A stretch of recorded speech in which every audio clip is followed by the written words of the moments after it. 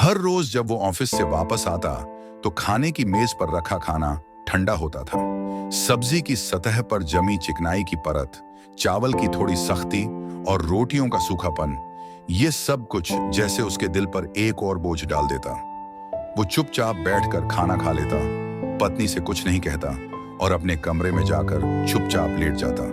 रेहाना, उसकी पत्नी, हर शाम उसे मुस्कुराकर दरवाजे पर स्वागत करती थी। वो चाहती थी कि वो मुस्कुराए, कुछ बात करे, अपने दिन की बातें बताए, लेकिन हर दिन की तरह वो बस सिर हिलाकर अंदर आ जाता। एक बार, दो बार, 10 बार उसने नरमी से पूछा, क्या बात है, आप खुश नहीं हैं क्या? वो सिर झटक कर कहता, कुछ नहीं, बस थकान है। मगर वो जानती थी कि बात कुछ और है। अक्सर वो खुद से सवाल करती, क्या मैं ही असफल हूं? क्या मेरी कोशिशें काफी नहीं? वो दिन भर घर के कामों में लगी रहती थी, बच्चों की देखभाल, सास ससुर की सेवा, सफाई, खाना बनाना, बर्तन, कपड़े, सब कुछ। एक दिन जब वो वापस आया तो खाने की मेज पर फिर से ठंडा खाना रखा था। वो बैठा, निवाला मुंह में डाला, फिर चम्मच रखकर रेहाना को आवाज दी, रेहाना, क्या तुम्हें लगता है ये जिंदगी है? रेहाना चौंकी, क्या मतलब? हर दिन एक जैसा, ठंडा खाना, खामोशी, कोई भावना नहीं। क्या मैं रोबोट हूं? रेहाना ने धीरे से कहा, तो आप क्या चाहते हैं? मैं क्या करूं? वो गुस्से से बोला, कम से कम इतना तो हो सकता है कि खाना गर्म हो। क्या इतनी सी बात भी मुश्किल है?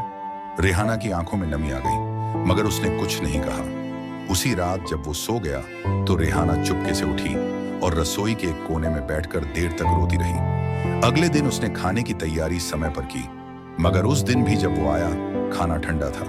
रेहाना, मैं अब बर्दाश्त नहीं कर सकता, रोज रोज एक जैसा क्यों होता है? रेहाना चुप रही। फिर एक दिन वो ऑफिस से जल्दी वापस आ गया। उसने सोचा देखे तो सही कि रेहाना दिन भर करती क्या है। जब वो घर में दाखिल हुआ तो हैरान रह गया। रेहाना आंगन में कपड़े धो रही थी, उसके हाथों पर छाले थे, बच्चे होमवर्क कर रहे थे और सास कमरे में लेटी कराह रही थी। रसोई में दाल पक रही थी, मगर रेहाना के पास इतना वक्त नहीं था कि उसे समय पर उतार सके। वो चुपचाप अपने कमरे में चला गया। शाम को खाने पर वो पहली बार बोला, रेहाना, तुम दिन भर क्या करती हो? रेहाना ने सिर झुका लिया। सब कुछ जो एक पत्नी और बहू को करना होता है। वो चुप हो गया। उसे एहसास होने लगा कि शायद जो वो समझ रहा था वैसा कुछ नहीं। फिर एक दिन उसे ऑफिस से 1 हफ्ते की छुट्टी मिल गई। उसने सोचा घर पर रहकर कुछ आराम करेगा, मगर जब वो रेहाना के साथ घर के कामों में शामिल हुआ तो उसे समझ आया कि ये काम आराम नहीं बल्कि बलिदान है। पहले ही दिन वो थक कर चूर हो गया। रात को जब वो खाने की मेज पर बैठा और रेहाना ने उसके सामने खाना रखा तो वो उठा, रसोई में गया, प्लेट माइक्रोवेव में रखी और खाना गर्म करके वापस आया। रेहाना हैरान रह गई। उसने मुस्कुराकर पूछा, ये क्या किया आपने? वो भी मुस्कुरा दिया, आज से खाना ठंडा नहीं होगा, कम से कम मेरी तरफ से नहीं। उन दिनों में उसने रेहाना को पहली बार जोर से हंसते देखा। वो हंसी में छुपी थकावट, प्यार और आभार का मिश्रण था।